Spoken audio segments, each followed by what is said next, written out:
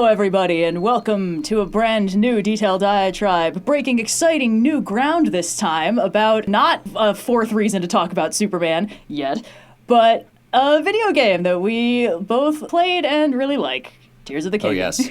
We are breaking new ground by breaking new sky. Yeah!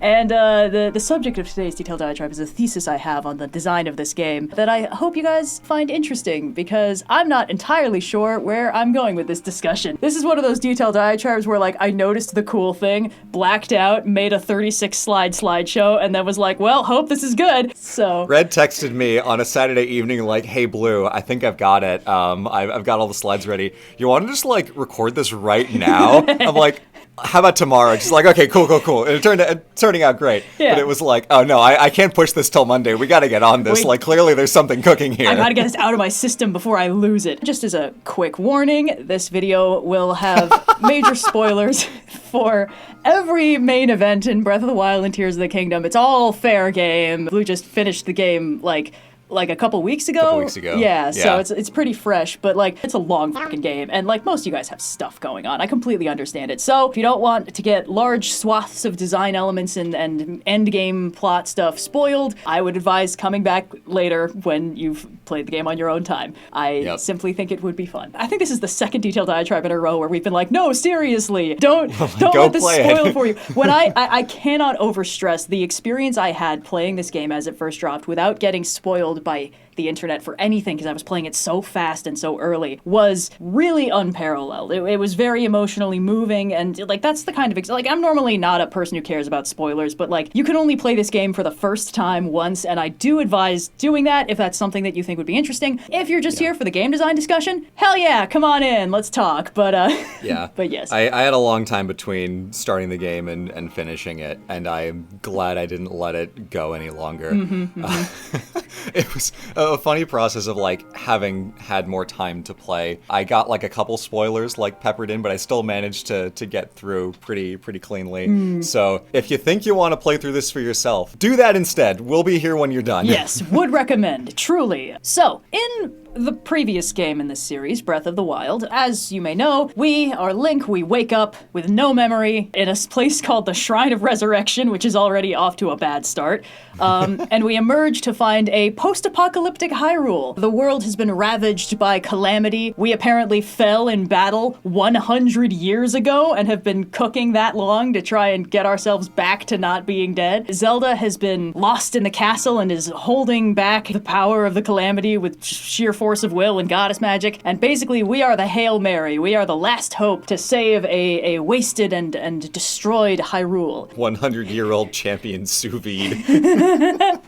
Oh boy. But yes, the vibe of Breath of the Wild is very isolated. There are other characters that you can find, but the entire center of the map is very depopulated. It was like the epicenter of the devastation of the calamity. The entirety of Castletown was destroyed. Basically everybody who was in the castle straight up fully died. Like just died horribly. Basically like evaporated on contact once the calamity burst out of the earth. yeah, if they were lucky. And then of course the corrupted guardians, which were the terrifying robots from the first game, just spread out across the land, wreaking absolute havoc, and are still patrolling around the area around the castle. You will very occasionally find treasure hunters and adventurers in that area who are always like, man, this place is terrifying, but you know, sometimes we can come and get good stuff. It's also a little subtle, but it's stated in game that things have gotten worse since you woke up. Like, you waking up put the entire castle and Ganon's entire army on high alert. So a lot of them are like, yeah, we could previously like get inside the castle and kind of sneak around if we were careful, but now the place has gotten a lot nastier. You can find population centers, but they're all crammed way out on the edges of the map. Basically, the only places where people are still like living is as far away from the castle as possible. And there are a few places that are a little more like protected by the environment. Gerudo Town is behind this big cliff that's pretty clearly hard for the Guardians to get through, or possibly there's Ganon-related reasons why the Guardians don't attack the Gerudo very much. I don't know, it could be fun.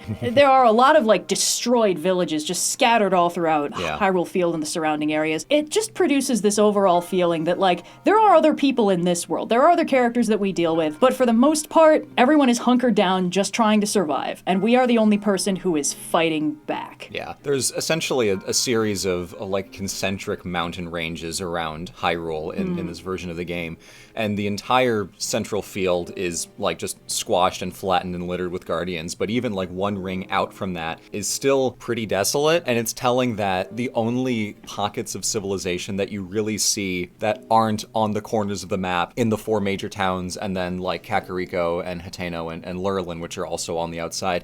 The only pockets of civilization are the stables, which are just for getting people across. There's no permanent settlement anywhere near the middle of the map whatsoever. Yeah, exactly. The only village that really got out of it mostly unscathed is Hateno Village, which is Link's home village, and also the site of the miracle at Fort Hateno, which is when Zelda's goddess powers awoke and she managed to depossess just a huge army of guardian stalkers because Link died in her arms and she got really upset about it. So like, that's the only place in the entire map that feels mostly untouched by the calamity, and it's because that was the only part of the map that Zelda actually managed to protect with like full goddess power. Yeah. But it's very much the exception and not the rule. It's this odd little oasis of just like peace and normal pastoral life, and it takes you a while to get there. It's still pretty far out on the map. You spend most of the game running around in very, very isolated and abandoned areas. The Divine Beast quest lines are the 4 main dungeons in the game, and they each have a champion that will help you get there, but then you have to explore the Divine Beast on your own. It's basically just you and the ghost of your friend who died there 100 years ago. Yeah, and the only people you talk to when you get into the Divine Beasts are dead people. Yeah, so overall, it produces this very isolated feeling. And the thing is, this is not crazy uncommon in video games. After all, most video games are limited by processing power, and for the most part, the only important character in the game is you, the player. Still, though, like, this is purposeful design choices on this point. It's an open world game full of NPCs, and they're all doing their own thing. But for the most part, we don't get to spend time with them, because we have to fight a one-man war. It produces this feeling that you spend most of Breath of the Wild functionally alone. Most people don't even know who you are. The few people who do know who you are all the Zora, and the ones that remember you clearly hate you because they blame you for their princess dying. So like, it's kind of a rare treat when you get to Zora's domain. You're like, hey, these guys know who I am, and then immediately you're like, oh no, wait, this is worse actually. Hey, you're the dick who friend-zoned our princess. And then she died, and one of those things has got to be a deal breaker. So most Zelda games, you as Link are quite isolated. So this is tying into this overarching theme of like, you are the hero, you are the chosen one. If you're not hanging out with Zelda for most of the game, you aren't really going to have that many peers. You might have like a sidekick character that is your tutorial figure that tells you how to play the game, but Breath of the Wild conspicuously does not have one of those. You don't have a Fi or a Navi or a Midna or anything like that. Fi is still in the sword, but she's not chatting much these days. Yeah, she makes little chime noises and that's it. So, in the sequel, Tears of the Kingdom, it's 6 years later, and Hyrule is honestly doing way better, and they really drive this design element home a lot. There are towns rebuilding, there are a lot more adventurers and explorers and just like random nerds that are just out studying the architecture. They're just out and about. The world feels very crowded. The first thing they show you is that like Castletown, the most dangerous guardian-riddled part of the map of Breath of the Wild, the absolute like hot zone that you only go in the endgame, is now the site of Lookout Landing, where all of your friends are hanging out. Everyone in Lookout Landing knows who you are and they're all happy to see you and they want to help. The friends and allies that we found in Breath of the Wild are still there. They've been joined by several others. A lot of random NPCs just know us because in the intervening 6 years, we've been going everywhere Zelda's been going, and Zelda's been trying very, very hard to rebuild Hyrule and make up for her perceived failure 100 years ago. There's a lot of tiny stuff that you get in various quest lines, like, hey, I think we need to have a school. Let's build a school in Hateno Village, and just lots of like stuff large and small like that, not only trying to clear out all the Guardian stuff and building things like Lookout Landing,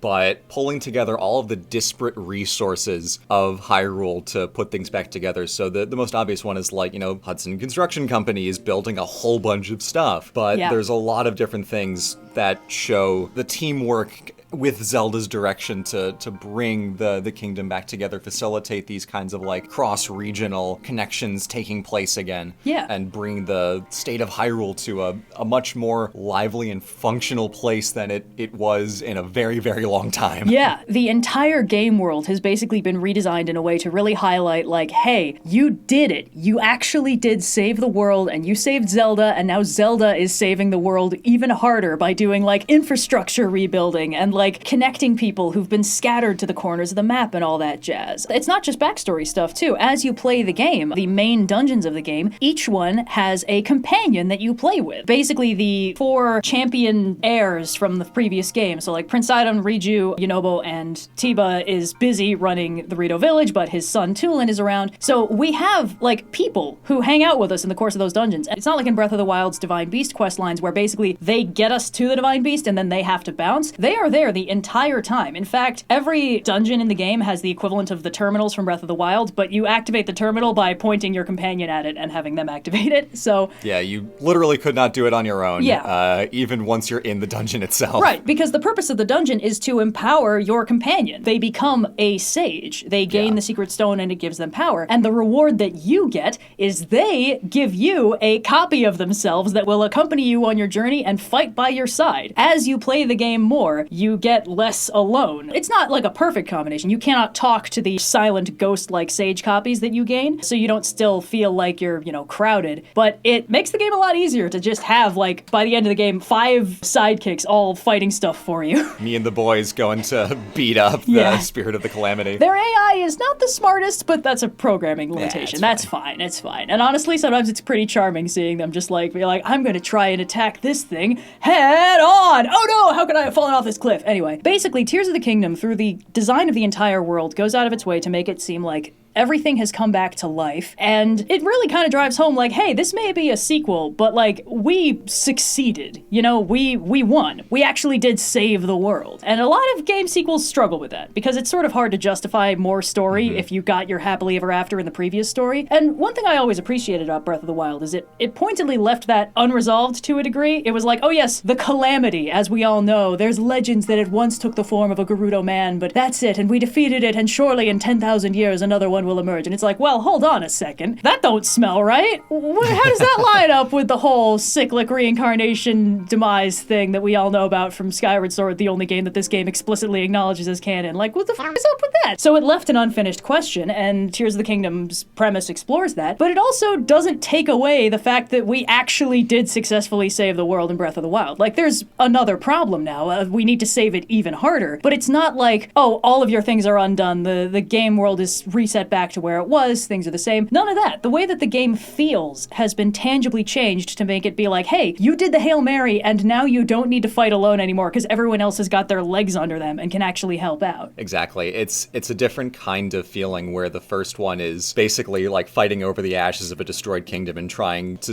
destroy the Calamity in the hope that something can come back. And in this game, there is something to lose in the form of all the relationships you've built over the previous game, all of the civilization reemergence that has taken place in the intervening years. There is distinctly something that is threatened, not just, I can help some people in Breath of the Wild and like maybe save my princess girlfriend, but in this game, like there is so much more that is actively at stake than the last one. It's a very different kind of threat and a different kind of feeling, and it works really well to not feel like you're just retreading the same thing over again. Yeah. I think one of the major changes that has sort of happened is that in the previous game, you'd already lost, and the entire world kind of felt like, well, I guess this is how things work now. The castle is a radioactive hot zone, the princess is gone, we don't have any rulers, we're all just sort of scraping by. And at the start of Tears of the Kingdom, the last thing we did was win. We succeeded. And now everyone's like, hell yeah, we won and we can keep going. We can keep making things better. We can keep rebuilding the world. So instead of everyone just trying to survive, now it's people are trying to build a better world for the new generation. And there's a lot of focus on that. Yeah. Tears of the Kingdom's Hyrule feels like it bossfight is just absolutely full of people trying to live and to fight. And, like, Link is still the main character. He's still the chosen one, the wielder of the Master Sword, the last line of defense against the Demon King. But he is not fighting alone anymore. And this takes some work to sort of convince him of. The story goes out of its way to drive this very specific thesis home at every conceivable turn. Link is constantly getting saved by his friends and allies, and it's so fun. It's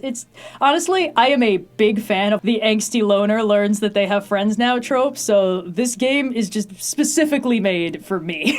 It's not an arc I expected for Link, but it's one that I love. So basically at every conceivable turn in the various different boss fights, there will be a moment where Link is like, well, I actually cannot do this myself. Ganon is using that attack that previously broke my sword, fucked up my arm beyond repair, and took my ponytail, my outfit, my girlfriend, and threw everything out of whack. And it's like, well, what am I supposed to do about this? And what happens is the sages show up and save Link, and it's like, oh yeah, that thing I spent the entire first half of the game doing. Great. Also, one moment that isn't on your slides here is in the very beginning of the game. Ganon's about to fucking murder you, and Rauru saves you from falling into the pit. Oh, yeah! So even the very first thing that happens in the game is that Link is saved by an ally. Yeah, that's a good point. I forgot about that, because he's a disembodied arm at the time, and I was kind of going through it emotionally when that was happening. That was like 12. At the end of the game, Link is like, hey, Princess Zelda, you might not recognize me because of my new arm.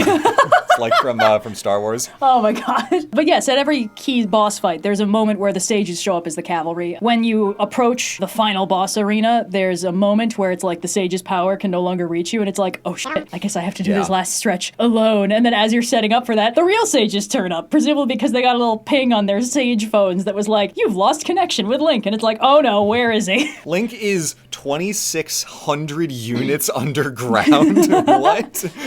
What do you mean there's no sage Wi-Fi down there? And then in the final stage of the boss fight, the absolute most spoilerific part, when Ganon gets real nettled about us taking him through 2 health bars, he's like, all right, screw this, and eats his secret stone and turns into the demon dragon and fucking tries to eat us, and all the sages are like, oh no, there's nothing we can do to help Link now. A giant dragon is trying to eat him. And it's like, if only we had an ally that was also a giant dragon who could possibly swoop into our rescue. Oh, what's hey girl, that? Hey. Yeah. So then we get fucking rescued by our Zelda Worm on a String edition, and it's great, and it's so moving. And then the entire final boss fight, we have Zelda playing assist, basically doing all the heavy lifting of keeping us from falling to our deaths while we Shadow of the Colossus, the demon dragon, and go around and hit him in all his soft and squishy parts. It's an open world game, but it is stitched together with these key points of like main plot events, and every single one of them is, you're not fighting alone anymore. If you were fighting alone, you wouldn't be able to do this. Like, you are the best possible warrior chosen by the sword that seals the darkness, but you are fighting a god and you need help. And that's great, and I love it. And there is only one part of the game where that's not how it feels, and that's what this slideshow is about. Yeah. Oh, I'm so excited. Oh boy, I gotta catch my breath for a second.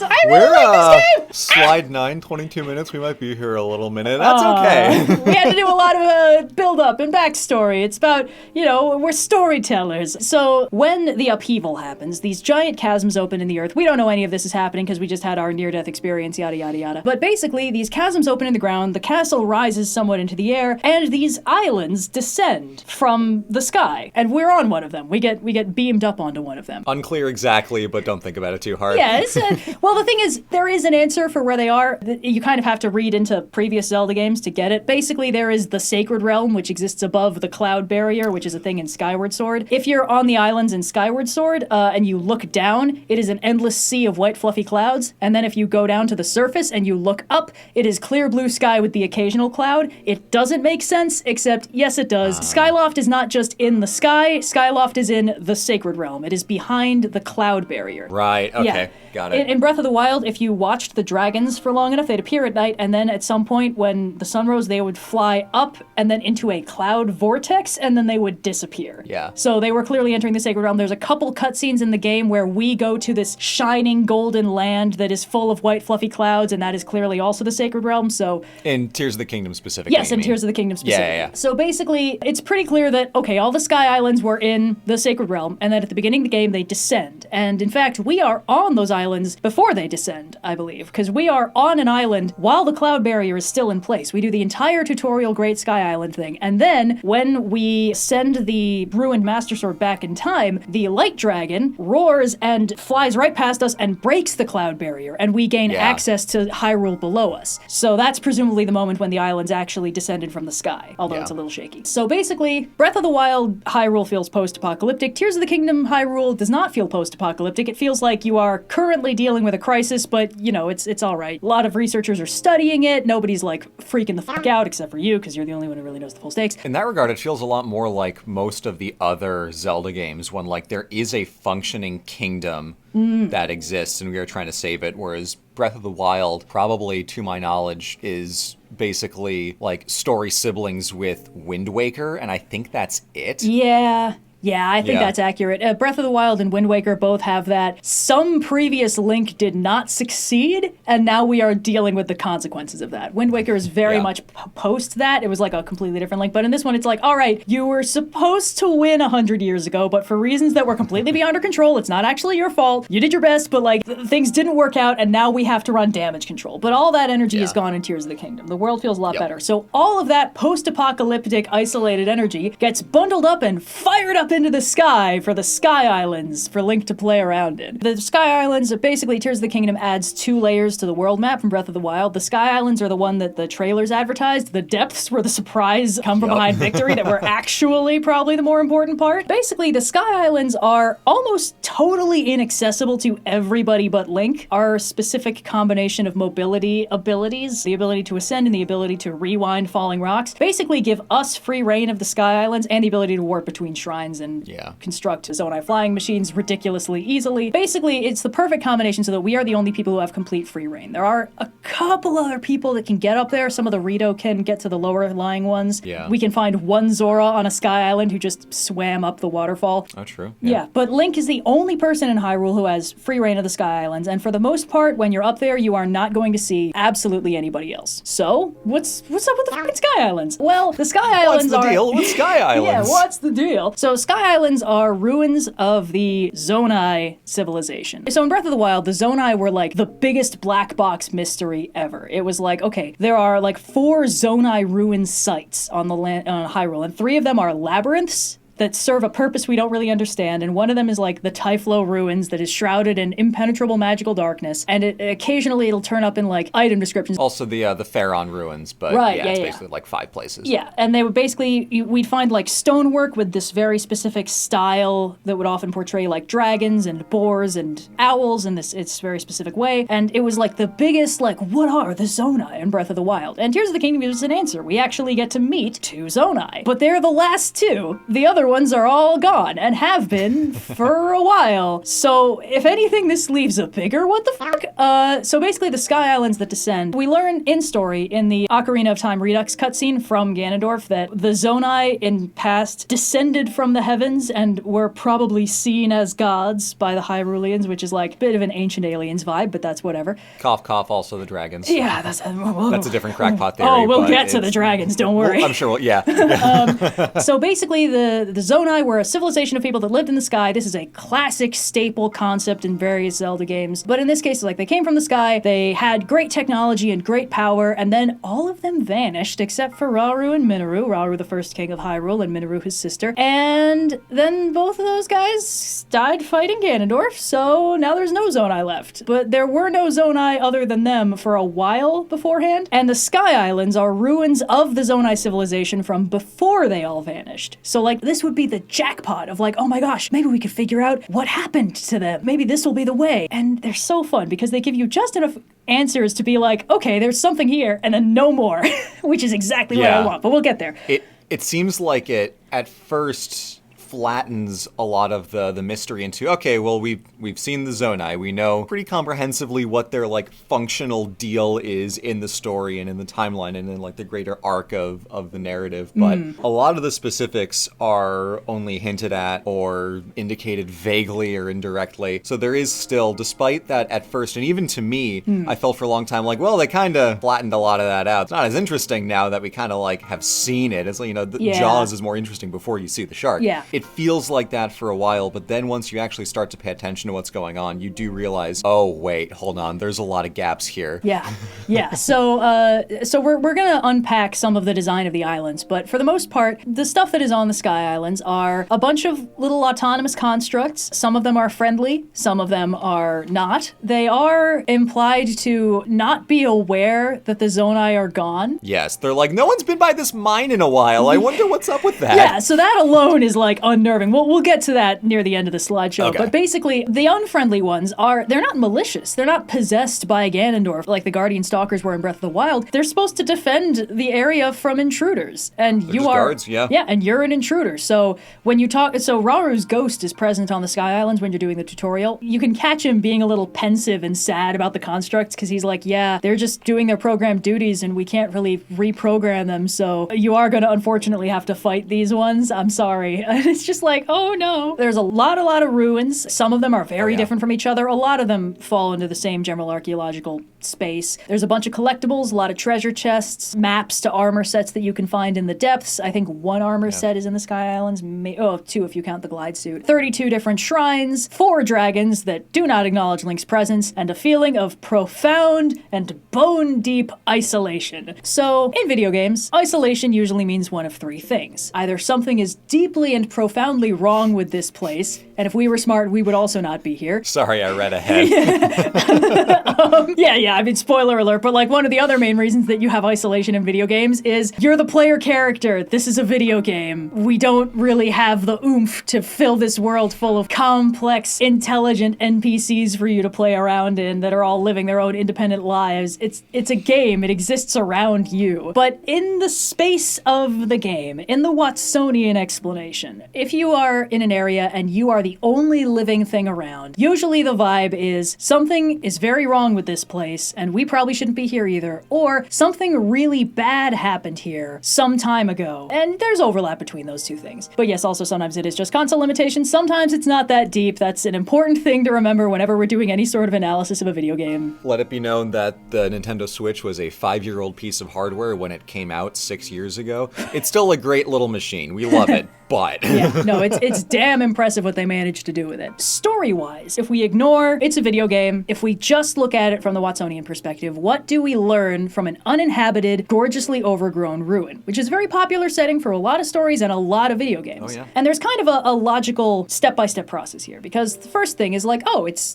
beautiful. Plants are growing, birds are singing, the place looks okay. Clearly, however, nobody's been here in a while. So, something made all the people go away. And whatever that thing was, it also means that they didn't come back. Now, this is a thing that just happens in history. There are cities that have been abandoned, settlements that just kind of get covered over by dirt and then forgotten about. But still, there was a reason why those people left, and then there was a reason why nobody came back, even though this area is eminently livable, or at least looks that way on the outside. So there's a few reasons why that can happen. It either means there was nobody left to come back, there was no way they could get back, or they had a really good reason to stay away. And basically the final 2 conclusions are, something bad happened here, and whatever that thing was, it didn't leave a mark on the environment. There's no like burn marks or blasts or ruins, there's no giant holes. There's no perfect cylindrical hole in the middle of Hebra Peak. Yeah, exactly. Nothing's been carved through it. We're not finding bodies, we're not finding bones. Everyone's just gone. Okay. Yeah. And honestly, again, there's a simple just a tenet of writing horror fiction, which is that the unknown is always scarier than the known. The thing about Jaws is more interesting before you see the shark. When you go to a place and it's like, okay, something like exploded here, it makes sense that there's nobody here. But when you go to a place and it's like,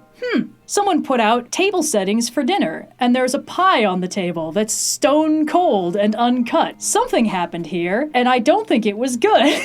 But the fact that there's no like physical evidence of whatever that was makes it more unnerving. The Tears of the Kingdom Sky Islands feel like a fraction of a once thriving civilization that is now just gone with no explanation. And as far as we are aware as players, we're not going to get anything else. It's not like there's some secret DLC that's coming later. The directors of the Zelda series, Mr. Aonuma and Mr. Fujibayashi, did a couple interviews recently where they're like, yeah, I think we're pretty much done with Tears of the Kingdom. Like, we make another game, like, we'll make another game, but like, I'm not feeling DLC on this one. Like, we told our story. It's like, okay, all right, everything we get is everything we have. I respect it so much, but we'll get there. Yeah. So there's another factor in why the Sky Islands feel so strange, and that is that none of the structures that we can find seem to be residences or anywhere that the Zonnai actually lived. It's all things like, oh, this is like an open parkway. There's like a one-room storage shed with no doors on it. This is a temple. This is a temple. This is a warship. This is a mining facility. Stuff like that. But like none of it feels like a place that a person would live. It doesn't have any of the hallmarks of a residence. It doesn't have anywhere for people to sleep. It doesn't have anywhere for people to eat. It doesn't have shelter. It doesn't have doors that you can close for privacy. Even in history, when you see those kinds of things, it's like, okay, we have this huge temple structure or like evidence of a quarry, but we don't have any signs of specific habitation, sometimes because the buildings where people lived in were made of less permanent materials. Like, for instance, wood, which after a surprisingly short amount of time can just be gone. Yeah. So like Great Zimbabwe has this huge stone structure and the implication of where people lived outside of it, but almost none of those domiciles are still there. And it could have been something like this, but most of the construction in the Zonnai areas are stone and pretty permanent materials. So even that, as a possible explanation, doesn't necessarily cut it. So there is definitely more to it than just like, oh, there were houses, but they're gone now. Something else. Yeah. The Zonnai ruins don't seem to break down or be affected by time in the same way that other structures would be. There's also a certain amount of video game hand-waving. It's like in Breath of the Wild, there were burned out wooden structures that were 100 years old and had been ruined for that long, and it's like, nah, that wouldn't still be visible. But like in this case, the Zonnai built from stone, and they weren't really subject to a lot of the same physical laws that most of the structures on Hyrule are. So the fact that we can't find any places to live is weird. Except it's not that weird, because the thing is, we already know that the other Zonnai were all gone by the time that Rauru founded Hyrule, and thus by the time that Zelda and the sages arranged for the Sky Islands to descend when Link needed them. Because that's the entire reason that they show up, is that Link needed to be kept safe from Ganondorf on the Sky Islands, and then the others were brought down so that they could help him out. So there's shrines, there's armor sets, there's materials, there's equipment, there's things for Link, and that's what the Sky Islands were repurposed to use long after the Zonnai who actually lived there were already gone. It kind of makes sense that we wouldn't be getting like a Zonnai town dropped down, because why would we need that? Presumably there could potentially still be an infinite number of Sky Islands still stowed up in the Sacred Realm, completely silent and timeless and alone. Cloud Barrier 2. Yeah, but the thing is that the structures on the Sky Islands feel liminal. They don't feel like they are meant for you to stay in for very long. And it produces a rather quietly uncomfortable feeling. There are several unusual Sky Islands. There are a lot of ones that are fairly interchangeable, just a little floating rock with like a little shed with a treasure chest in it, stuff like that. The tiny springs with the fountain where the fairies hang out. Yeah, exactly. But there are things like the Great Forge Island, which is one of the biggest islands in the game. There's the water and wind dungeons. There's the Glide Tower Islands, which are for the glide challenges. There are 3, I think, astral observatory spheres that are very clearly meant for observation of the heavens and stuff like that, and also cannot possibly have ever existed on the ground because they're perfect spheres. Yep. There are the labyrinths. And the function requires that they rotate freely. Yeah, exactly. There's labyrinths, there's the Temple of Time. There are all these like unique structures, but none of them are places that anybody lived. And a lot of them are pretty hostile to stay in for very long. And the ones that served a purpose, we can't use them for that purpose. The Forge Island has a shockingly small amount of things you can do there. There's a shrine, there's a fun little laser grid dive thing that you can do that doesn't really reward you with much of anything. It rewards you with being able to go to the shrine. Oh yeah, I guess it does. Yeah. And there's some broken down robot parts. There's a couple dispensers for Zonnai devices. The glide towers will reward you with 1 armor set. The astral observatory things each have a treasure chest stowed in the basement with like pants and stuff. The labyrinths are also shrine and armor set challenges, I think. The Temple of Time is very much for an arcane purpose. You can use it for like one thing and it's plot mandated, and then you can use it to do a little challenge at the end. The Wind Temple is a really interesting example because it was explicitly built as a warship. All these little ships flying around the Stormwind Arc are clearly also usable for that purpose, but you can't use them at all. You can't even use the recall rune to like change the way that they're moving. You can't reverse them. Yeah. It's just floating there, menacingly. All you do is jump on them. Yeah. The Sky Islands don't really feel like a place where people lived. They just feel like empty ruins. Not that broken down, but that's what makes them more unnerving, is like, nobody lived here. People came here and they don't come here anymore. Even the shrines are not as like specifically challenges laid out for the hero like they were in Breath of the Wild. Right. The lore behind why Rauru and Sonia created the shrines is essentially as like a mini defense mechanism against the darkness. So what you're doing when you go into the shrines is just running through a challenge and then like ripping out the battery pack to like bring with you later and then cash it in for an extra heart orb. Yep. In the lore, they were not laid out for Link in quite the same way. So there's even still that kind of arcane quality to them. Yeah, because in Breath of the Wild, every single shrine had a Sheikah monk in it who was like, I designed this for you because I knew that you'd awaken someday because we planned all this after we stopped the previous calamity. We knew that it would happen again, so we planned this for you. And there's none of that here. It was just Rauru being like, we're fighting some force of darkness and there are monsters popping up on Hyrule and we want to help out, so we're going to build these shrines and they're going to each seal a chunk of darkness with a light orb. And that's why he advises Link to go and collect them, because it's like, oh, your arm is out of batteries? It's a little bit weird. All right, here, have this, take a lorb from my supply.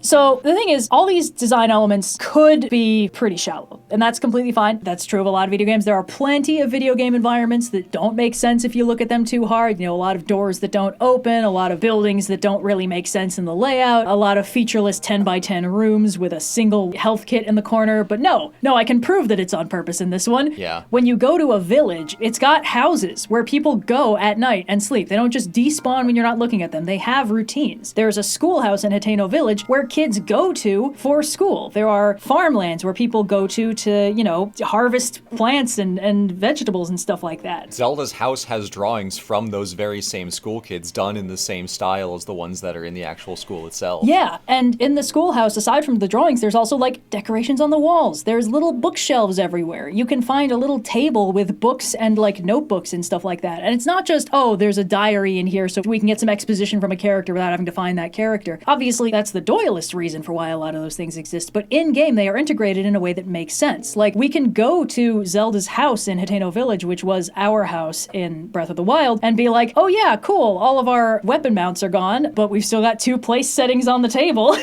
and only 1 bed. So, yeah. The thing is, like, the designers of the game are really good at intentionally making a space feel like it was lived in by people, even if those people aren't there right now. You can go to the schoolhouse when nobody's there, and there will still be notes on the walls and stuff like that, and maps in various places. Everything on the surface of Hyrule feels like it's been shaped by people. You know, you can be in the middle of absolutely nowhere in like the Hebra tundra, and you will still find little stockpiles of building supplies with a sign that's like, hey, we're all trying to rebuild together, take what you need. And it's just, mwah. So good. Yeah, they had 5 years on this game. No, 6. Yep. And that was more time than they took on even Breath of the Wild in the first place.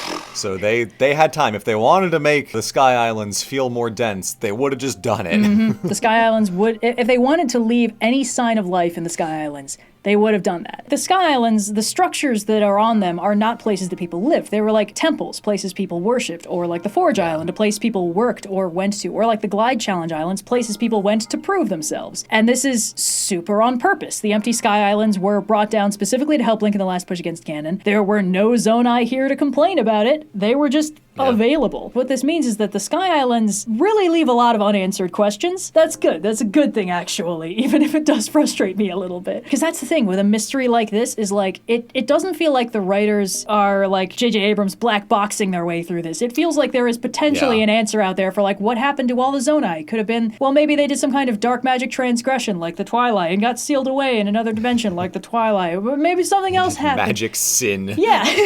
Sin. But like, you go up to the Sky Islands and you don't get answers to any of these questions. You cannot find out what happened to the Zonnai, when and why they vanished. Does it have anything to do with the fact that they keep telling us like, oh yeah, the Zonite mines used to have a ton of Zonite in them, but now they mostly don't, just a very small amount anymore. Why were Rauru and Minoru left behind? Was it intentional? Were they exiled? Did they leave before whatever cataclysmic fuckery happened?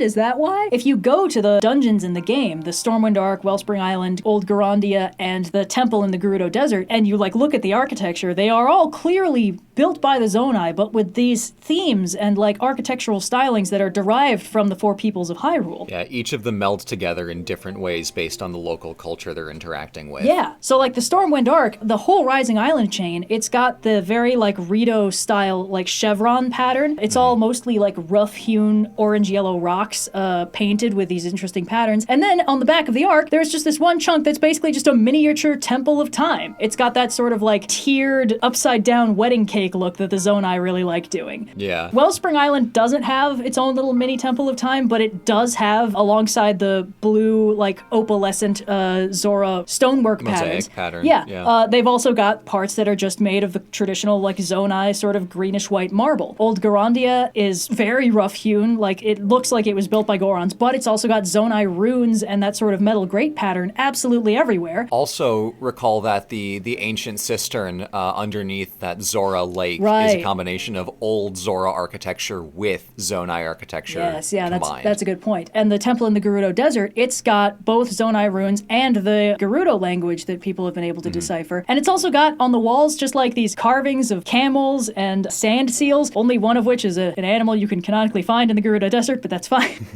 And they've all got these Zonnai meander patterns that look like the masks worn by the ancient sages, which were the inspiration for the design of the divine beasts from Breath of the Wild. So they were like clearly collaborating with the people of Hyrule to build these megastructures before they all vanished, because those things clearly existed before Rauru and Minoru came to Hyrule and were founded Hyrule. So how long were they around for, and like where did they go? It's a little unclear where exactly they fit in timeline-wise. The Zelda series directors, again, in that same interview, basically said, "What's the deal with the Zelda timeline and where this fits in?" Well, here's the thing, Rauru and Sonia found the kingdom of Hyrule. Can we be so sure it's the same kingdom of Hyrule as the ones we've seen previously? It's explicitly stated in Wind Waker that there is a new Hyrule that gets founded afterwards. I guess that becomes in Spirit Tracks. Oh yeah, the train one. Or Phantom Hourglass, the DS games. There's like, this is new Hyrule. So how many times Hyrule has been founded and refounded is a little bit left up to interpretation. So boy. There is a ambiguity that allows for a lot more comprehensive fit with the rest of the Zelda timeline, as opposed to it just overwriting everything. So it leaves us again with more open questions than if it was just like, we're retconning this or doing this, or oh, here's the specific answer. There's a lot left very deliberately open. Yeah, there is this weird sort of happy medium between like a game that gives you absolutely no answers and a game that leaves absolutely nothing up to theorization. And I think Tears of the Kingdom managed to hit that bullseye right in the middle of like, there's enough solid information here that we know that something happened and we can get a feel for a little bit of the shape of it just from like the marks it did or didn't leave. But we do not know exactly what happened, and there's no way for us to know. Because the Sky Islands don't feel like a mystery or a puzzle that we can solve. They feel like a fragment of a story that's over. Whatever happened here has been done for so long, it's literally incomprehensible. The only part of Tears of the Kingdom that can sort of replicate the feeling of isolation that we felt in Breath of the Wild are the Sky Islands in Tears of the Kingdom. The depths do it a little bit, but the depths don't feel empty. They feel terrifying. The depths are so dark and they are so full of things that want to kill you. It is also just much more claustrophobic. It is. That's exactly it. It feels claustrophobic, not agoraphobic. And even though the depths have at times these vast open spaces of just absolute darkness, the area under the Gerudo Desert is so unsettling. It still feels claustrophobic because the dark feels like it's hemming you in. Even if there's 5 miles of nothing in every direction, it still feels very close and it feels like there could be anything out there. But the Sky Islands, you can see clear over the edge of the map and there's just nothing there. There's nothing there. And also, look at the difference between these two screenshots you have here, where you're running out of the shrine of you just got your ass beat 100 years ago and literally fucking died. You walk out onto that cliffside and you see there's stuff in every direction. There's no people, but there's stuff. You can go to every little corner of every single part of that screenshot if you want. Yeah. Whereas on the right, you are at the edge of a cliff, again, cinematography, poetry in motion, but you look out and there's all these tiny little specks in the horizon very far away from where you are. And between you and the glide challenge on the left, or that other little cluster of islands on the right, is just emptiness. It's you, a couple specks, and the horizon. Yep. The biggest thing you ever see when you're in the Sky Islands is not other Sky Islands, it's the rest of the sky. It overwhelms absolutely everything in a way that does not happen on land. So if you're, up there when it's one of the golden hours and it's changing from day to night or night to day, Link gets completely overwhelmed in sunlight, and there's just nothing you can see in certain hours of the day because the only physical thing there is light and sky. I managed to get all the way up onto the absolute highest island on the map at one point. It's one of those little flower islands with the stela with information about where Zelda showed up in the past. It is one of the ones that doesn't have a stela because it already dropped. It's directly over Lookout Landing. I managed to get all the way up there. And it's higher up on the map than I think you are supposed to get to, because the natural eye line of the camera looks straight over the edges of Hyrule. Like, you need to do work to see absolutely anything that matters. The Sky Islands are this odd, quiet kind of isolation, because there's really nothing up there. Short of a couple fairly easily dispatched automatons, you are unlikely to run into anything that really causes problems. None of Ganon's monsters spawn up there. There are a couple isolated arenas that have King Gleeox on them, but that's basically it. And they're far away from every other Sky Island. But every second you're up there, you are seeing how the Sky Islands were created and reshaped by people who are so gone that the only thing we know about the islands is that they made them, basically. There's no marks of, personalization. There's not even any, graffiti. You are not going to find, a child's toy that the Zonnai used to have, or drawings on the wall, or even a house with a bed in it, or anything like that. You are just going to find these vast megastructures created for purposes that we don't get to use them for. It's a huge hanging question mark, and it cannot answer itself. Yeah, and even in the context of what we're seeing right here on the screen, we have the iconography of the dragon Ouroboros. We can kind of imagine a meaning out of that, of some time travel stuff, some light dragon, demon dragon kind of thing. But that's not what it meant to the ancient Zonnai. So even though we can kind of glean some interpretation of what this iconography means, we don't have the original context for why they made it in the first place and what it meant to the original Zonnai. So even what we think we can kind of gather from what's happening in front of us is our and Link's own interpretation based on what's happening in the modern day, and not that much closer to an understanding of what it meant to them in their original time. Exactly. And these islands, they're brought down so that Link can use them for very specific reasons. The actual purpose of the island doesn't factor into it. The Forge Island is in large part damaged. Some of those,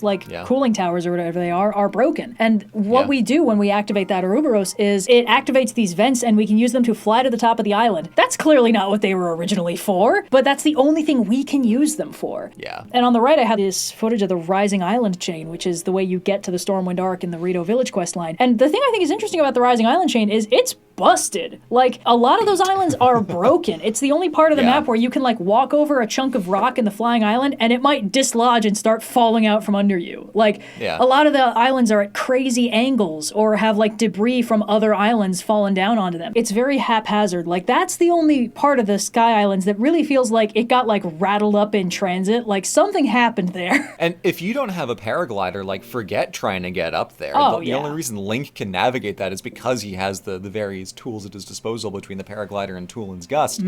But, we can kind of imagine maybe it was some sort of processional way or sacred path or something or other, but we only see the ruins. We can't know. We can make use of it as stepping stones because that's what's there in front of us, but we're no closer to an understanding of its original purpose. Yeah, there are a few parts of it that are still roughly shaped like how they were supposed to. The area around the shrine is the main one, where it's it's got stairs leading up to it. It's got a few tumble down pillars around it. It was clearly, a place of honor of some kind. But that's it. And a lot of those islands are at crazy angles from one another, which is not something that most of the Sky Islands you really need to deal with. So in terms of things that shaped this game and inspired its creation, there is a Ghibli movie that I have to talk about because, of course. Come on. And Is that cuneiform? Ooh, you know what? That's cuneiform.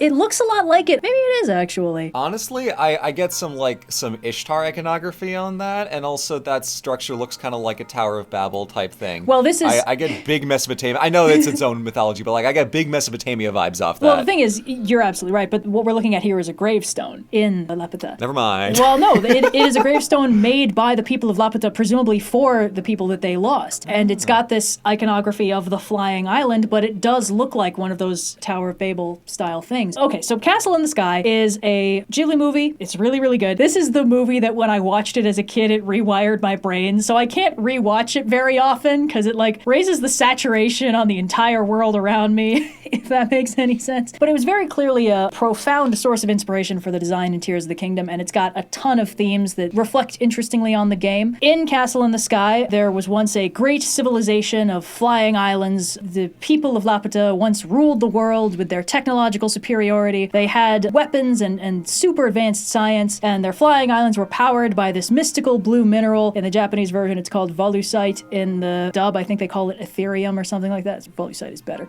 Lapita is now completely abandoned. It's implied that there were a lot more flying structures in the past, but only this one is still standing. And even then, it's clearly broken down in significant ways. Occasionally, things will fall off of it onto the land below. And just about the only people that are on it are not people. They are robots. Autonomous robot servants that are still functioning, trying to do their jobs, even though nobody has lived there for a very, very long time. Yeah, the crystallized charges are, that's crazy cool. That's really, really cool. I mean, the parallels are not exactly complicated to spot. That's not a parallel, that's just an overlapping line. Yeah, yeah. So the aesthetic of Sky Island, advanced technology, you know, clean marble and gold, overgrown with disuse and these massive trees, that's a pretty powerful visual. The robot servants that are still following their programming, even though nobody's been around for a long time, lines up pretty well. The thing about Lapita is that there are no signs of what happened, and it's kind of this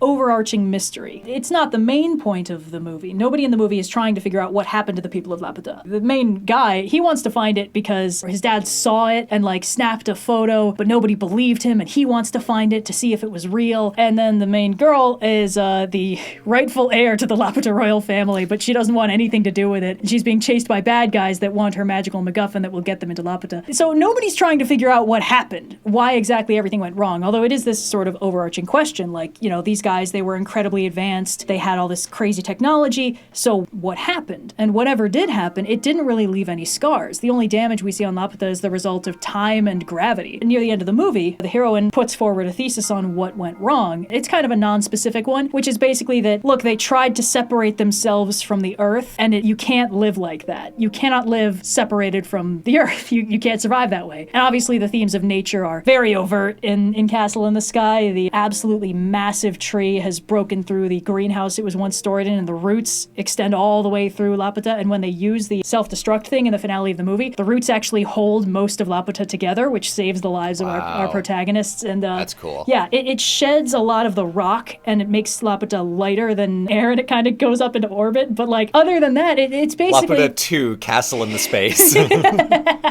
Oh, man. But it is basically just like, hey, you can't cut yourself off from nature and you can't really control it. You know, the tree has burst through this massive, complicated greenhouse that they've made. It doesn't care. It's had all the time in the world. And it's clear that Lapita, maybe it died out, maybe it was abandoned. Some of the people of Lapita left and went to live on the surface because that's where our heroine came from, and also the bad guy's family. But, like, they don't really know exactly what happened. It was just like, yeah, you know, we've got this necklace. It's been passed down to our family for a long time. We know it's important. We, like, hide it. We take it out for weddings, and that's kind of it. But it's clear that the die out of Lapita was not a big, dramatic, cinematic thing. It was just kind of the way that a lot of civilizations die, very slowly, just because they can't sustain themselves any longer. And eventually everybody left. Places don't just explode. People just tend to kind of move out. Yeah, people just leave. And so there's no scars of cataclysm on the surface of Lapita, although there are some on the ground below Lapita, because Lapita and the places like it have a big nuke laser at the bottom that they can just kind of fire off whenever they want. So it's probably kind of good that they, you know, stopped doing that.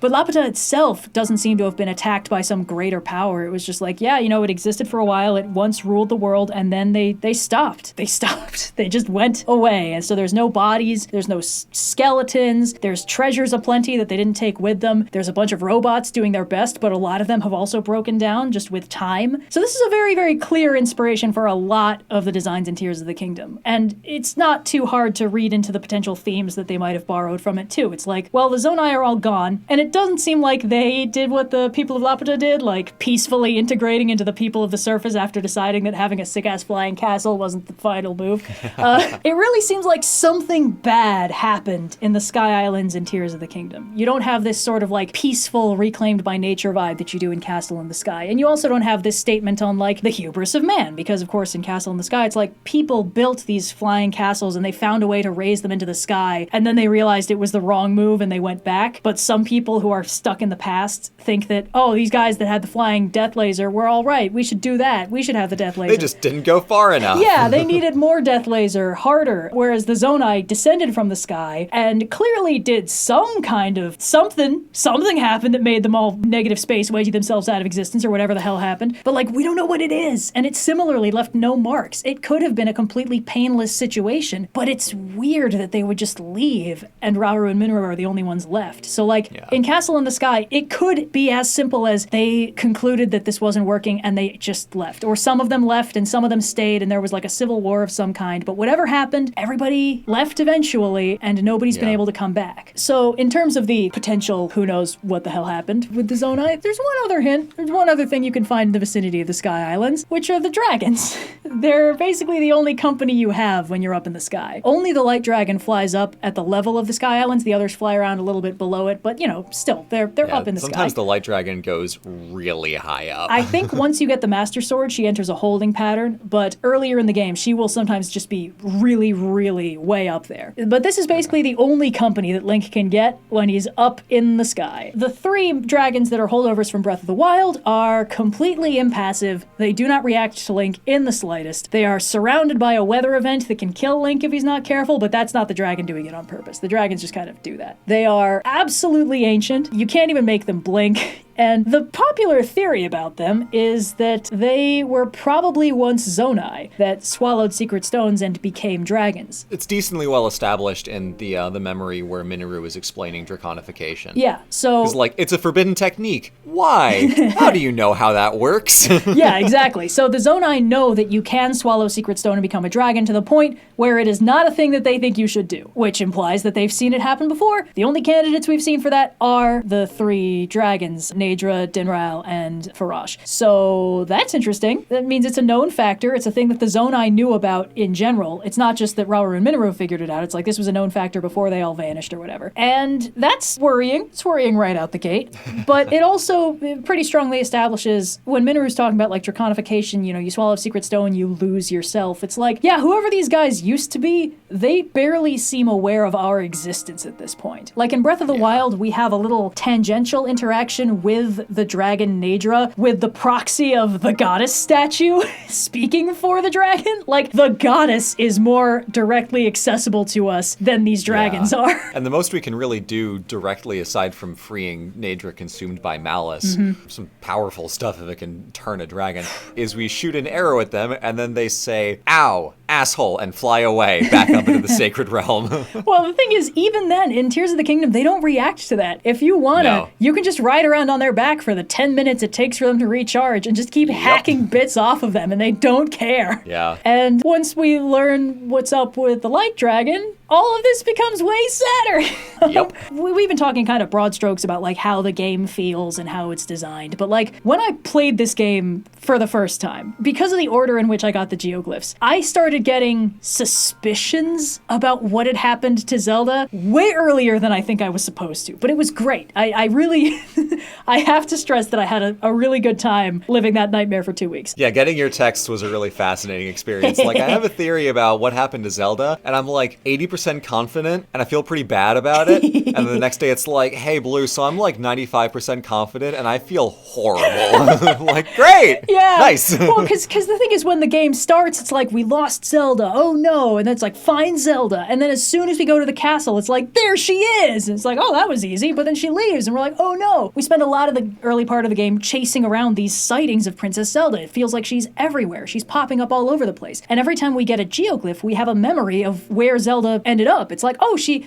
was in the past. But like, then where is she now? Okay, she has time magic. Maybe she could be bouncing around everywhere. Maybe she mastered her time magic and she's just like popping up all over the place. But then you start getting these situations where it's like, hey, the Zelda that we just followed seems to have done an evil thing. She gave Yunobo like a luchador mask that made him evil. That's weird. When I started doing the Goron dungeon, I had gotten the sword geoglyph cutscene, which is, it's not immediately spoilerific. It's Zelda retrieving the Master Sword from the future. We send it back in time and she gets it and she's like, I understand why I'm here now. And I was like, what are you talking about, baby girl? What's going on? And then she has flashbacks within the geoglyph to a few different things, including Minoru saying the phrase, to become an immortal dragon is to lose oneself. And I was like, oh no. Oh no. And I started, in my Sherlock Holmes mind palace, I started putting the pieces together. I remembered when the trailer first dropped, how excited everyone was because they realized, hey, that's a new dragon. Oh my gosh, we're getting new dragons in this game. Hey, when they were doing the gameplay trailer and they showed there are many ways to get to the Sky Islands, they showed that shot of the dragon in the background. Can we ride dragons up to the Sky Islands? That would be cool. And then I was like, wait, the beginning of the game, the light dragon was just circling around. She was everywhere. She's the one who broke the cloud barrier for us. What's going on? And then I looked in the Hyrule Compendium and it was like the light dragon is distinguished by her rich golden mane. And I was like, oh no. No. And I was like, I really, really, really fucking hope I'm wrong because I have no idea how to fix this. Because it's like, just find Zelda? Great. I'm an expert at finding Zelda at this point. Yeah. So the climax of that is when you get all the geoglyphs, you get the final memory, which shows Zelda swallowing the secret stone, grabbing the Master Sword, becoming the Light Dragon, with the Master Sword embedded in her forehead. And that tells you, oh, that's where the Master Sword is hiding now. Yeah. And you can get up there, and you can get the sword if you have 2 full stamina wheels. And she reacts to you pulling the sword out. It clearly doesn't feel great. And then you get a little moment hanging in the Sacred Realm together, and then she's back, and you're back, and you have the sword, and she's still a dragon. She's still a dragon. And I was like, oh no.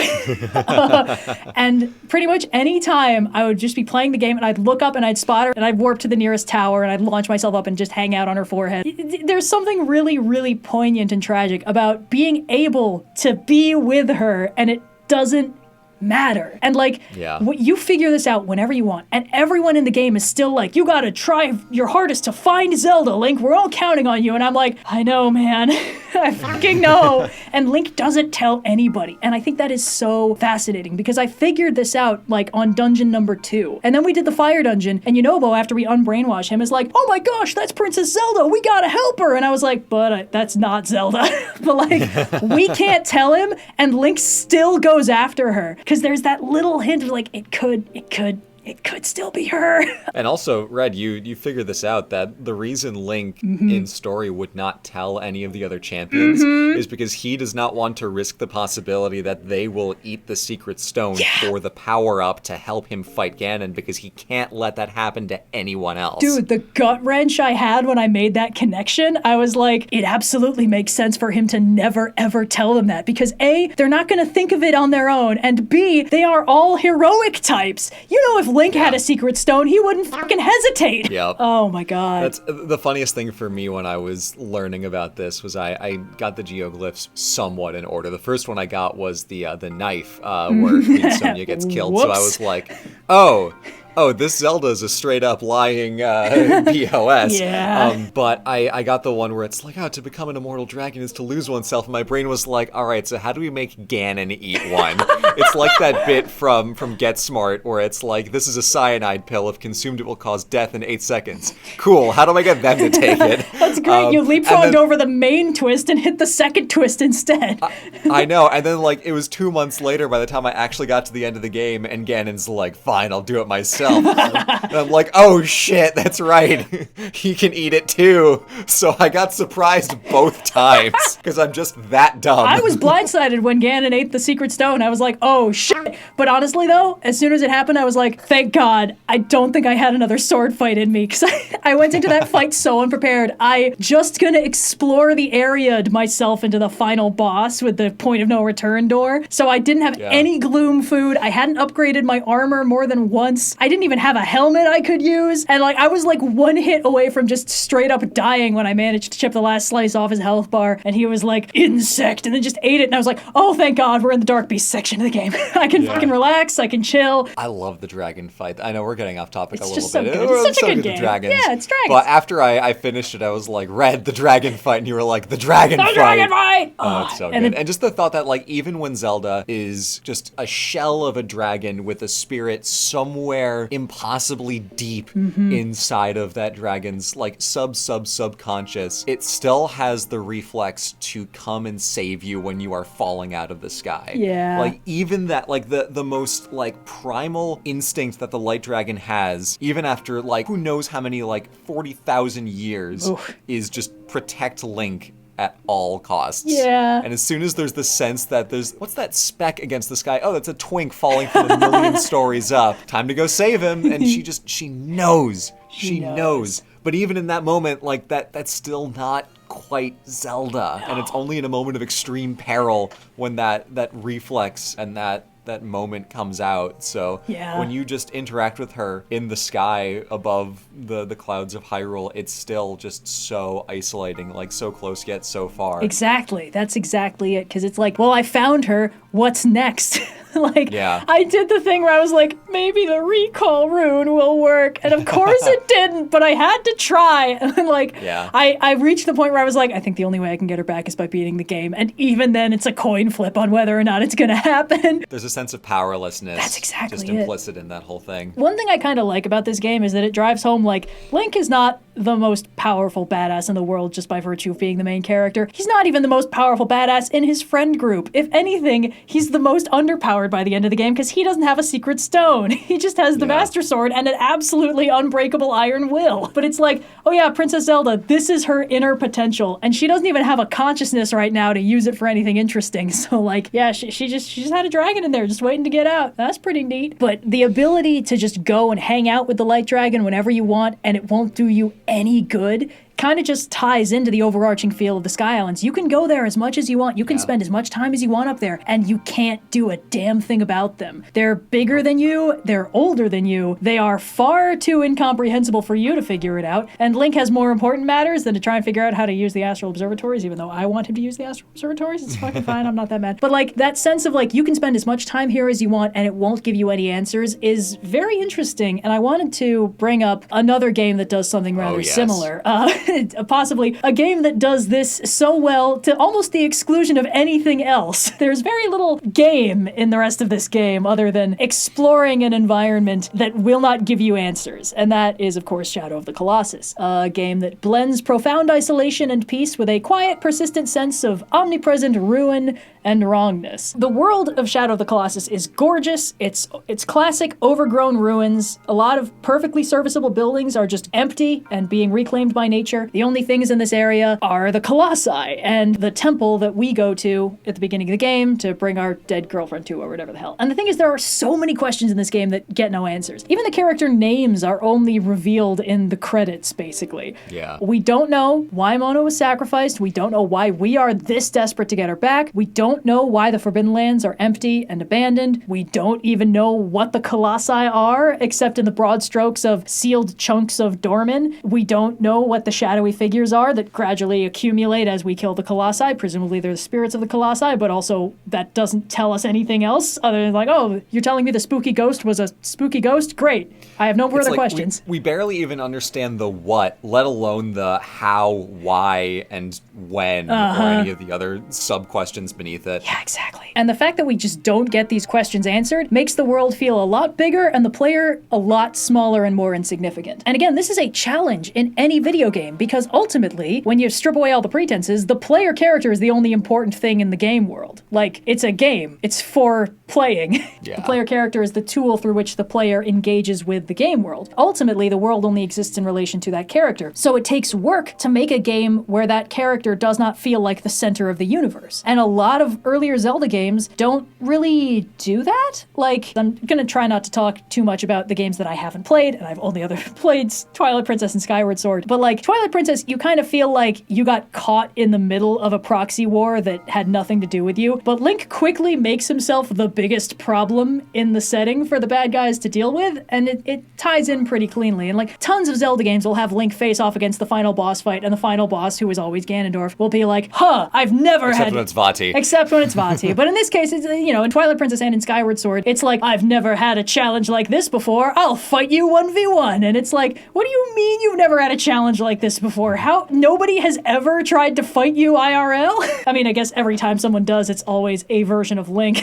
Yeah. But like in Skyward Sword, it's like, we are so cool and badass. We are the first hero, and we're so cool that Demise himself, the god of destruction, is going to keep reincarnating to try and kick our ass. And it's like, are we really that cool? Are we really that cool? The Skyward Sword Link, he's fine, but he's the MVP of all of Hyrulean history? Okay. Yeah. He's the goddess's implied first champion, because you go back into the past when is like, yeah, there was a champion before the Link of Skyward Sword, and then you go back to the past and it's like, oh no, it was actually just me. You. Yeah. I'm Lady Hylia's specialist boy. Yeah. And the thing is, that's fine. That's all well and good. Sometimes it's fun to play a game where you are the super special chosen one who saves the world, and that's kind of the bread and butter of Legend of Zelda, is you are Link, you get the sword, you get the princess, you fight the bad guy, you are the hero. You're basically synonymous with hero in this universe. And then you get something like Shadow of the Colossus, where it's like, you shouldn't be here.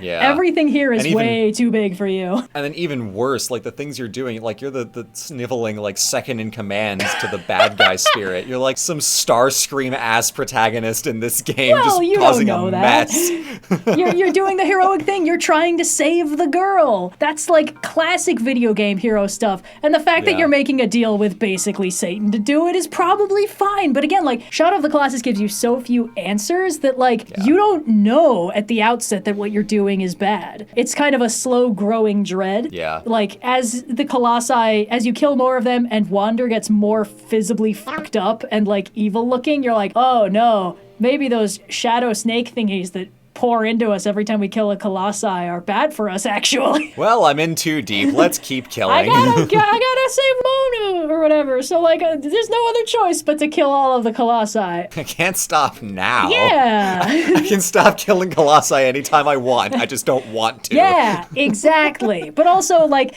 the fact that this is the morally wrong thing to do, it's very shaky, and also, like, we don't know that at the beginning of the game. We have no way of knowing. We just have vibes to operate on, and it's like, okay, well, this place is called the Forbidden Lands, and that opening narrator guy implied that we shouldn't be here and that we're doing something bad, but, like, we're trying to save this girl who died. So that's probably good. That seems like a good thing to be doing. The whole tone of Shadow of the Colossus is just immaculate, and every game that has tried in some way or another to replicate it has come absolutely nowhere close. Yeah. It's just so singular of an accomplishment. I'm trying to think of like if there's a reference to like a video essay or something that I could point to. This is another thing, like you just kind of got to play this one for yourself to really appreciate it. Yeah. Looking at this screenshot of Wander against the third Colossus is just like, god damn. Yeah. The sense of you against this whole world personified in the various colossi of just constant hostility, and you don't even know what you're fighting, but you're fighting it. And the thing is, like, it's constant, but you need to seek it out. You can spend as much time as you want riding around in the beautiful, desolate, Forbidden Lands, and you will never find anything. There's nothing there. It's just pretty. There was a video, actually, the search for the secret. Hold on, let me find it. Yeah, so we Jacob can Geller's video, where the only secret thing that you can find in the whole game, and specifically in the remake, the PS4 2018 by Bluepoint, fantastic remake. The only thing you can find that is like a collectible is just another weapon to kill with. Yeah, it's just another sword. But yes, the video is called The Decade-Long Quest for Shadow of the Colossus' Last Secret by Jacob Geller, and it is almost entirely just about the design in Shadow of the Colossus and why it produces this feeling of like, there has to be an answer. There has to be an answer to this question because it leaves so many mysteries. If anything, it fosters a bit of a conspiracy theory vibe in the fandom because it's like, no, it all has to mean something. There are patterns everywhere. And it's like, yeah, it's good game design, but I promise you there are no answers.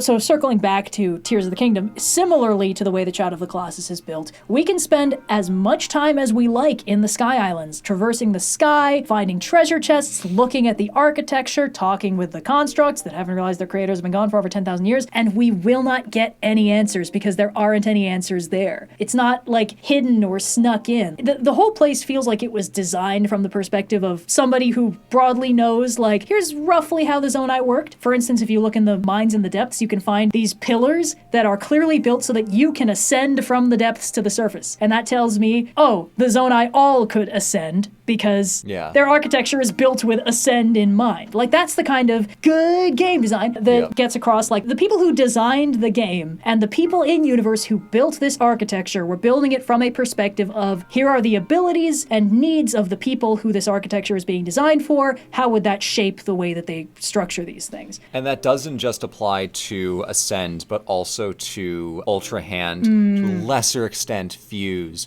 But the whole thing with, like, the random Zonnai constructs having schema stones for you to auto-build stuff, like, all of these powers are implied to exist across, if not everyone, a very wide stretch of the Zonnai population that just all have this stuff, can all build things, can all, like, auto-build even. The fact that everybody has these powers in the Zonnai civilization, and we can kind of retrace their footsteps in some very specific ways, and we still cannot interact with this civilization and with these ruins on the terms that the original Zonnai did. Even though we can retrace their steps and ascend through the pillars that are meant to do the, to basically the elevator to get out of there, we're still in the dark. We have this window into, like, okay, they interacted with the world in the same way we can in very specific ways, but it still doesn't get us any closer to understanding a why. Yeah.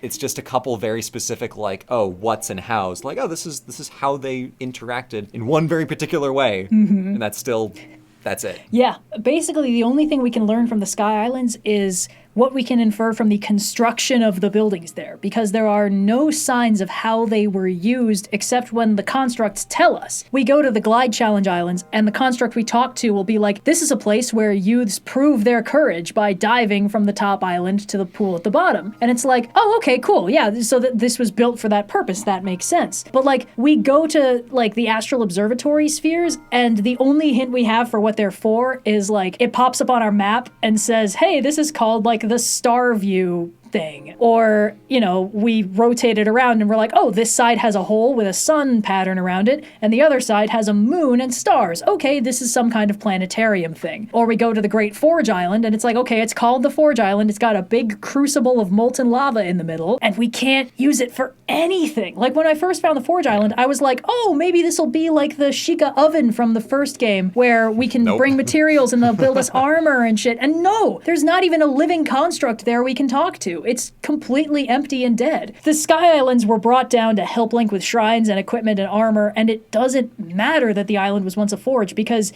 again, this is like a piece of, like, ludonarrative assonance, because it might be a little bit weird for us to be like, why would there be, like, a forge island if we can't use it? And it's like, because there was once a Zonnai civilization, and they were all gone. So Zelda and the Sages had the Sky Islands, all of them, to work with in terms of, like, what can we bring down to help out Link? We need temples that can hide the secret stones and keep them safe. We need places where there are shrines. We need materials and resources for him. Okay, this one, that's great. We can put a treasure chest in that one. We'll make sure the pants fit him, yada, yada, yada. It all makes sense in the actual story of the game, why there would be nothing to these islands except what was put there specifically to help Link. It's such an elegant solution from a certain point of view, because it's like, you're giving us a slice of an entire civilization and all we get is the parts that are exactly built to help out Link, and it's like, yes, no, that is actually what is happening. Somebody actually designed it for that purpose. Like, the fact that the Sky Islands once served a different purpose doesn't matter to Link, didn't matter to Zelda and the Sages, because they couldn't use them for that. So all we get are these tantalizing slices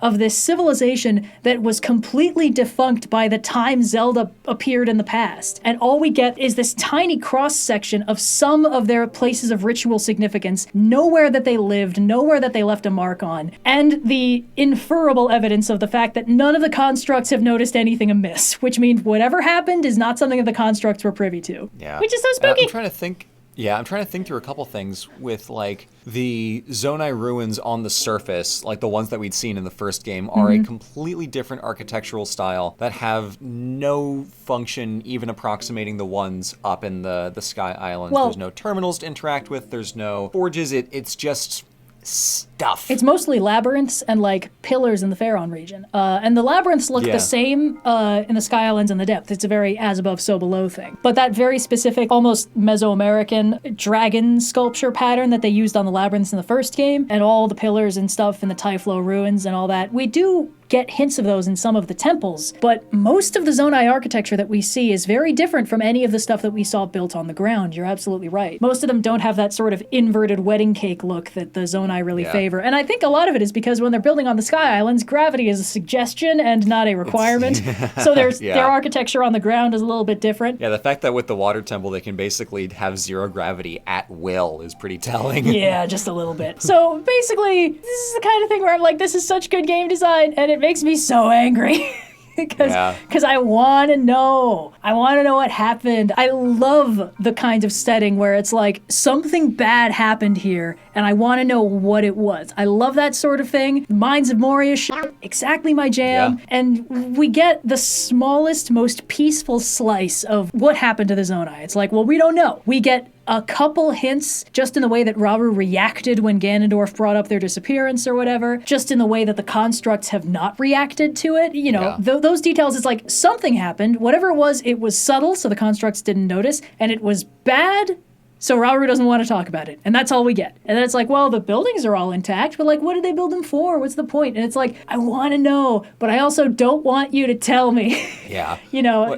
What I like about the way in which they handle this is that there are a handful of potential, like, real world parallels, not just with, you know, the abandonment, not necessarily the destruction of civilization, but the abandonment of civilization. And I want to bring up the comic that you drew, which was an interpretation of an idea that had kind of been going around. Yeah, where you did this is not a place of honor specifically for the imprisoning sanctuary, I guess, of Ganondorf with Rauru's arm under the temple, because it is too good to only exist on Tumblr, and I want the audience to see it because it's a damn good comic. Okay, I'll put it in the video. Not that I'm talking smack about Tumblr, but the people need to see because it's a damn good comic. Thanks. The parallels between that, like, radioactive dump site and this is where we basically put the Demon King in a box. I mean, it's really interesting because that opening part of the game, it took me like half an hour to get from the start of the game to the everything goes to shit cutscene, and the music that plays throughout that is so stressful.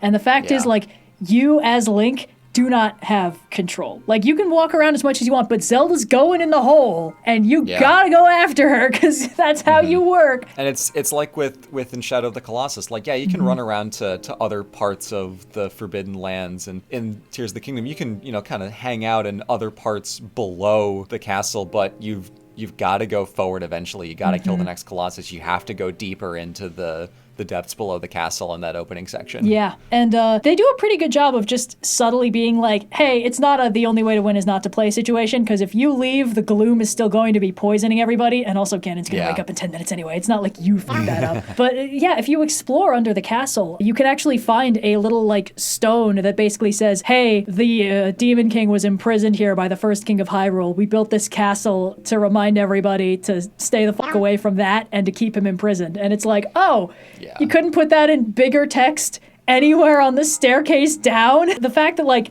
we spend that whole first section and Zelda's so excited. She's like, oh my gosh, this is the archaeological find of the century. And it's like, yeah, hey Zelda, can you hear the background music right now? It's not sounding like it's scoring the archaeological find of the century. That choir is singing backwards. I think we're screwed. But there's so much really masterful design in this game that is specifically built to make you feel like there are unanswered questions, but there's just enough of the shape of it that you can sort of feel out the important parts. Like, the only important thing about the Zonnai is they used to be there and they're all gone. They're gone, and the things that they built are not for you. So Link can spend as long as he wants in the Sky Islands, and it will not help. You still can't use them for whatever they were for, because the Zonnai are gone. And what this means is that the Sky Islands are beautiful, but they feel kind of empty and lifeless and unrewarding to explore, because they all clearly serve these functions. Like, we know enough to be able to figure out what those functions are. They're all named for it. It's like, oh, Lightcast Island, it's some kind of lighthouse. Why the fuck do you need a Sky Island lighthouse? Well, clearly they needed one, because it exists, but like, you can't explore the ramifications of them, because it starts and stops when you hit the point of like, oh, cool, I found this island, and I switched it on, and it does this thing now. And it's like, well, why does it do that? How do I make it do other stuff?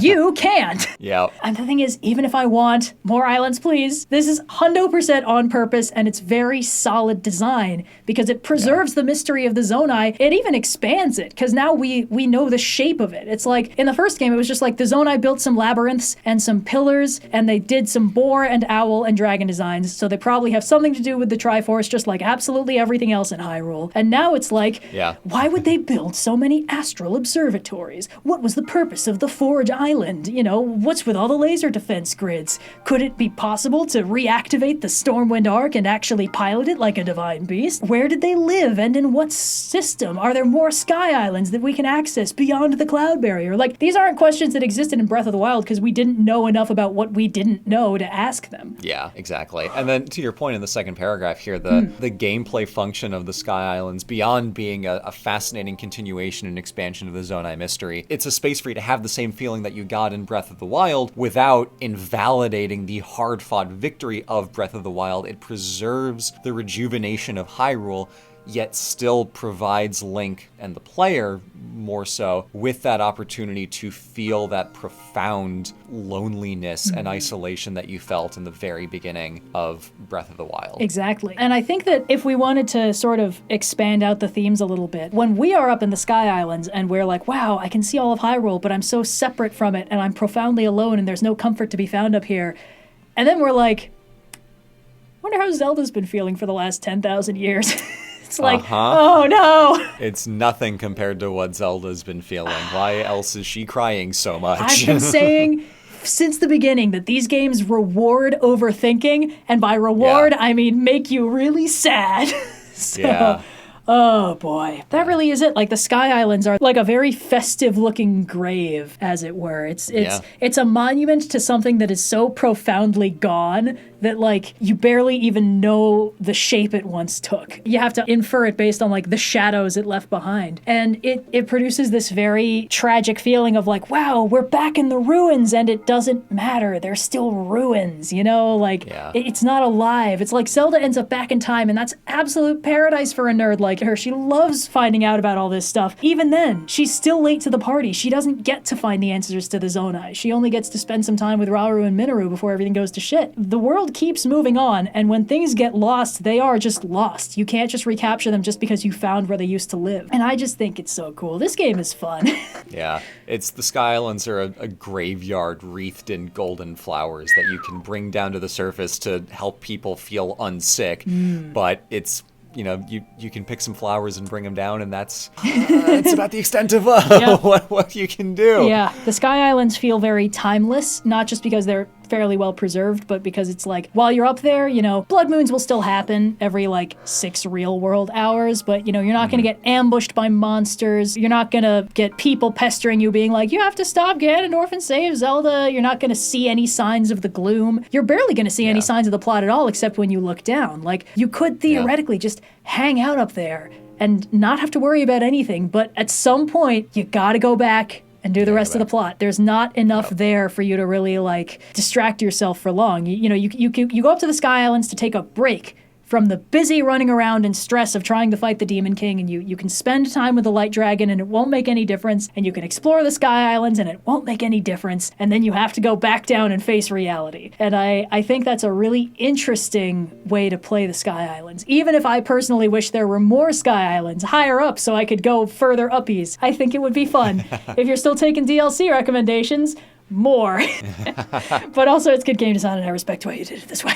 Good game design. Good game design. Man. Whew. they sure know how to hurt us, don't they? That's what I'm saying, man. As soon as I started putting the pieces together with the light dragon thing, I was like, oh, fuck, that's brilliant. I hate it. It's so good.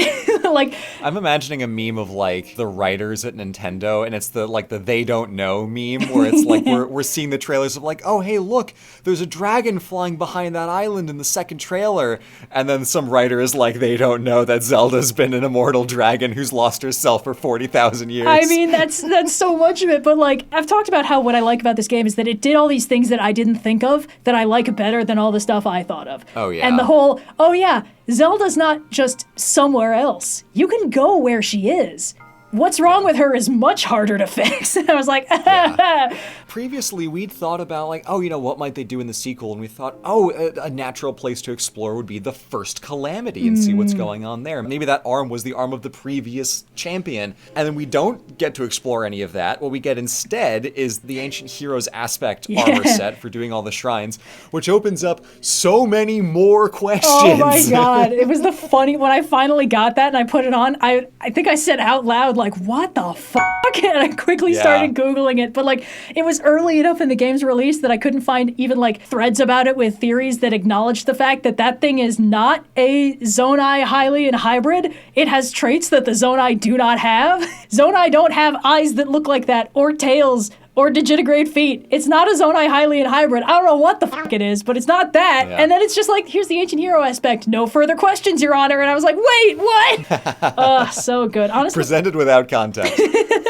The restraint that these game designers had of not answering these questions, I really respect it. Like, I think I've seen some people get like frustrated by it. And the thing is, like, that is 100% the point. And I like it better than if we got a clean-cut, solid answer to everything, because that would make the world feel so small. And I like that it just keeps dropping things that imply huge swaths of world building, because that's what makes a world feel bigger than just the protagonist and the space immediately around the protagonist. And I'm just so happy about this game. We're going to be talking about this game for a long ass time. Oh man, I hope so. I think this is a great follow-on to the first detailed diatribe we've done about like Zelda and Breath of the Wild, where the last one was, Hyrule is old as fuck. And that was very much like, here is stuff that we as the player have seen before and understand and can comprehend and can put the pieces together to get a tangible sense of just how old of a civilization Hyrule is, all in terms of like stuff that we as players understand, even if this Link is too amnesiac and dumb to get it. This is just a completely separate angle where Link is confused, Zelda's confused because she's a dragon, bless her. Yeah. And we, the players, are no closer to it either. Where we are completely in the same headspace of Link, of like, what on earth is going on up here? I almost feel like if I hadn't been so stressed about trying to finish the game and save Zelda and get her unwormified, I probably would have been doing like, oh man, she'd love to check out Lightcast Island. She'd have so many thoughts on what the fuck is up with it. I'm sure there'll be time. Yeah. Again, actually, just in terms of like bringing the themes home, there's only one time in the game where we get to deal with like other people freely navigating the Sky Islands, and it's right at the end in the true ending post-credit cutscene, where you and all the sages, including Minoru and Zelda and Purah, are on the Great Sky Island. And Temple of Time there, yeah. Yeah, and you're doing the like sage's vow and stuff like that, and Zelda's like, we're gonna protect the world and we're gonna rebuild it better and it's gonna be great. But it's also when Minoru's spirit is passing on, and very officially the very last Zonnai are now gone forever. Yeah. So the only time that the isolation of the Sky Islands is breached, that it's not just Link up there dicking around, is the moment when basically it's the final memorial for the last of the Zonnai. And it's just, it really ties home, like, these islands, like, they didn't go anywhere at the end of the game. They're clearly, like, here to stay for the immediate future, which is kind of neat, and I'm sure Zelda will think of something to do with them. But, like, throughout the course of the game, they are just for us, and they feel so cold and alone, and it's such good design. It's really impressive. Yeah. But, yeah, I mean, I could theoretically keep talking until my voice gives out completely, but I ran out of tea about 10 slides ago, so... Bye!